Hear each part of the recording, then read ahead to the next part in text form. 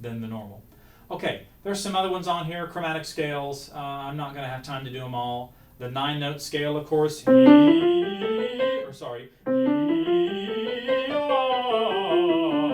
Great range extension. There's actually a 5 and 9 scale that's right after that. That's wonderful that you can do. Chromatic scales, of course, the Grieg morning mood.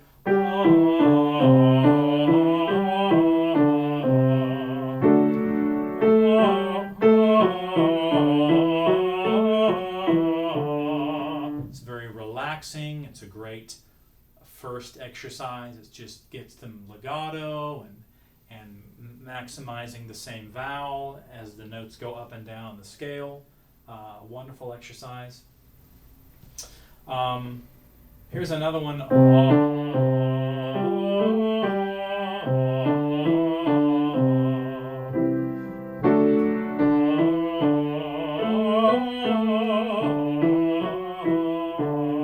Try to get them to feel that this should be just as easy as that, even though they're a fifth apart, and getting them to control all of that musculature to get that to sound balanced. Okay, I should wrap up.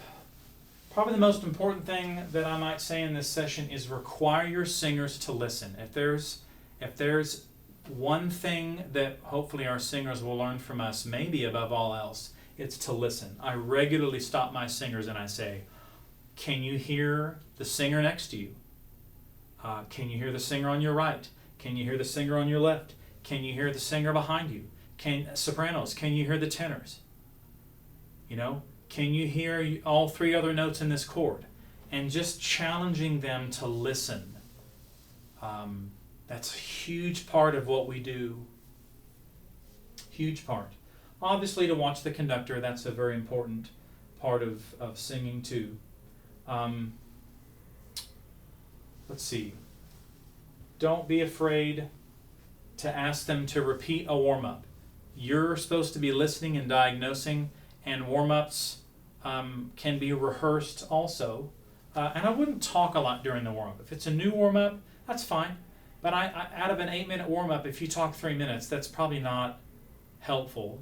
But if you need to talk about it, that's fine. But show them what to do and then let them do it and get out of the way. We conductors are guilty for yapping too much. Every choir will struggle with different warm-ups, vowels, and areas of vocal technique. It's your job to detect, diagnose, and deliver advice to solve the problem. Sometimes all they need is one more chance to try it again. I encourage you not to play the vocal line. I already said that. Create your own tension-free warm-ups. Breath support and tall vowels are the key to fine choral tone. Some warm-up guidelines. Keep your choir's warm-ups fresh and fun, not stagnant and predictable. There's nothing worse than coming into choir every day and knowing exactly what the teacher's going to do. It's boring. It shuts the mind off. It's okay to have your go-to warm-ups on a quick day, but change them regularly. Keep your kids interested. Develop their musicianship. Link them to your repertoire and your choir's musical abilities. Use warm-ups to remind the choir of singing fundamentals, posture, whatever it is. Emphasize listening. Ask them what they hear. Warm-ups can be staccato, legato, marcato. And functions of warm-ups would be range extension, going up and down, tuning intonation, mental stimulation, vowel, choral tone, interval recognition, cognition, maybe throwing in some popular melodies now and again, and canons, and of course dynamics. And there's probably some others. So there's hopefully that has helped you in some way. But that is how I crack the code to the choral warm-up. So again, I hope you have a terrific year, and thank you for this opportunity.